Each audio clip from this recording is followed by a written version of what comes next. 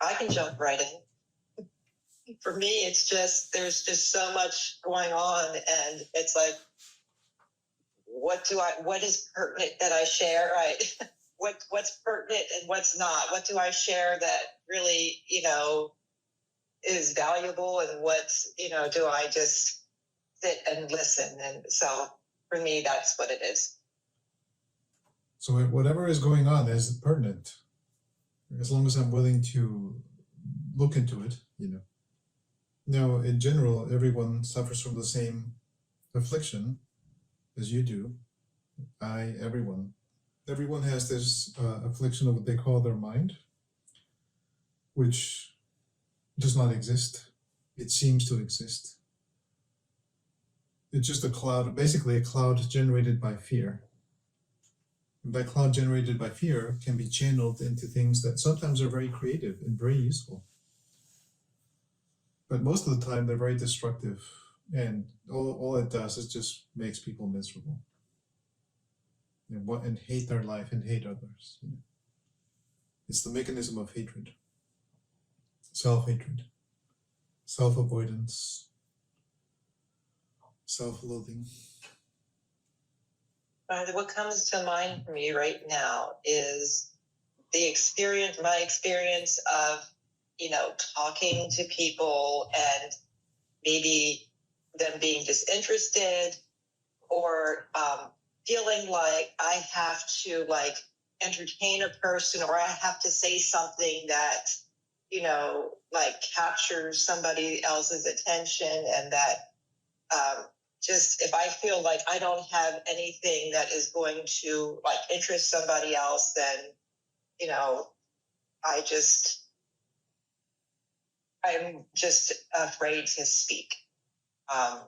Yeah, that you're unworthy of existing because you are contributing nothing to the situation. But the situation is imaginary. The others there that are listening and being entertained, let's say you got to be able to be very good at entertaining them, they wouldn't really care very much. It's like, what a nice, whatever. And then the second after that, they already forget that you exist. Because everyone is lost in the same thing. Oh, I need to figure out, now that she said that, how will I entertain her? My God, I am not worthy of that. There's so many different, just so many different levels or things. And then there's everybody's got stuff going on in their lives and problems and stuff. And, they have their own stuff and they don't really want to hear your stuff. And then, I don't know. There's many different reasons. Yeah, there's many different things, but they're all basically the same thing. It's just a fear to be. I don't have the courage to be. Yeah. I don't love myself enough, or I don't allow myself to love myself enough. The love is there, but it is disconnected from reality. It is disconnected in my being. It's been made into a labyrinth, of conditions, this, that, the other, if, when, then, maybe.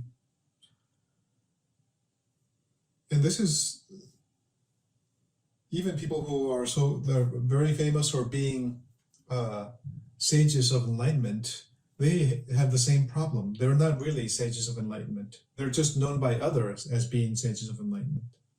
They themselves have this same issue of self-hatred. Oh, I'm very good at this way, I can entertain them and they will be very loving me. But then when they go away and I'm alone, I hate myself. I need to be with them again so I can love myself. I am worthless.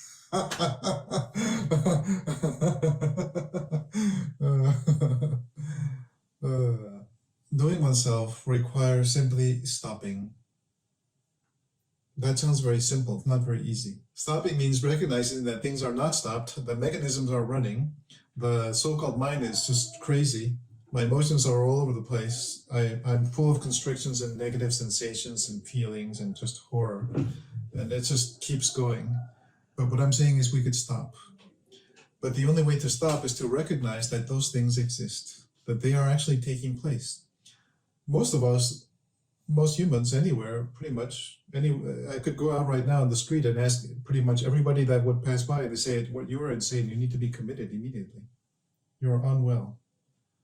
But actually, no, they are unwell. They just don't know it. They don't want to know it. And because they don't want to know it, they will never know it. So why bother with those who don't care? I mean, they don't have the capacity to care. It's not that they're bad or deficient. They're just, that is not why they are here. They are not here to know themselves. They are here to know something other than themselves and pretend to be, oh, that is who I am. The job or the wife or the kids or the soccer practice, or the birthday, whatever. That's fine. It can be very beautiful also. But if that's not why you are here, then you have nothing to do with them. They are a different breed of individual. There's no interest at all in the knowing of self. The main interest is in the avoidance of self. And that is great, That is also needed. But it's just not what you want. So why punish yourself and keep trying to make others who are not going to be interested ever in what you say? No, you should be interested in what I say, but they don't care. They never will care. So we can just love ourselves, be as we are, and allow any trepidation that is generated by these afflictions relative to others. I should be entertaining them or be good for them or be of some use to them. You're of no use to them at all. None. And you never will be. Even they themselves in their own situations, their usefulness to themselves is imaginary. But they are content with this imagination. They are content with this. This satisfies them. So then let them be. But then why not let yourself be? Why not just respect yourself? You can find situations like this one here. There are, not many, but they do exist.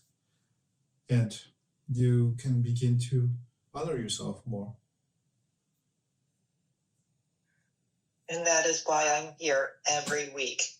That's why everyone is here every week, whoever is here. Otherwise, I would think I was crazy.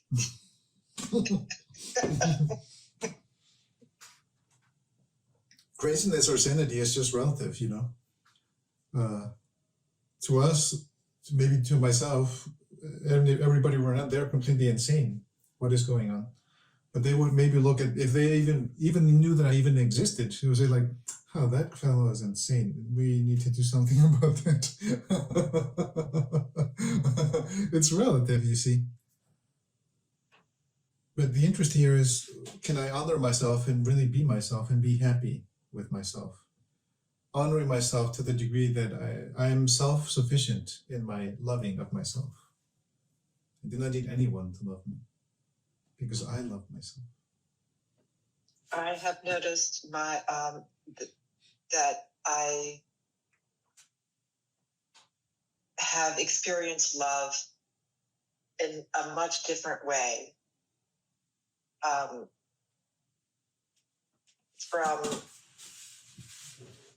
And it makes me feel kind of guilty that I don't love somebody enough, like a family like my husband or my kids or my mom, where they need to do them and I need to do me. And I can love them, but I don't feel understood by members of my family or anything. And so I can love them, but not feel really seen or understood.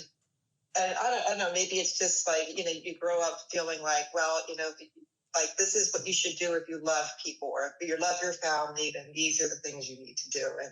And so I kind of, I have this guilt that, I got to send my mom a card or something, or, I have to do certain things, honor certain traditions or whatever in order to show my love.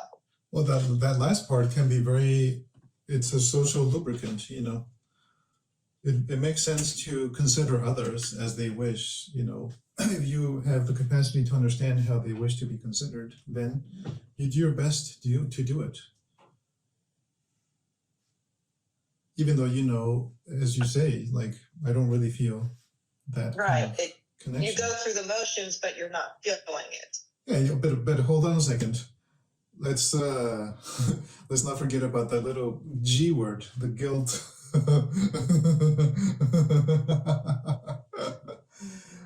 With the guilt, I'm just punishing myself all over again, aren't I?